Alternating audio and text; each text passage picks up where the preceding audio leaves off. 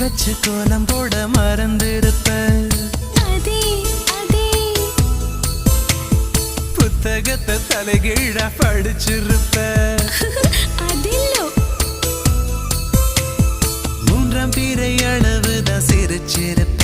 தினம் 100 முறை என் பேரை சொல்லி ரசிப்ப.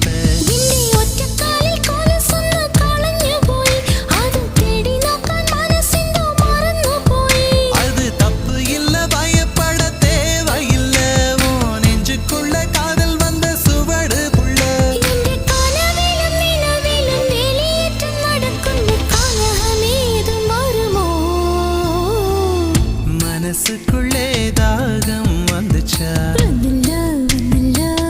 மகிழிறகில் வாசம் வந்துச்சா.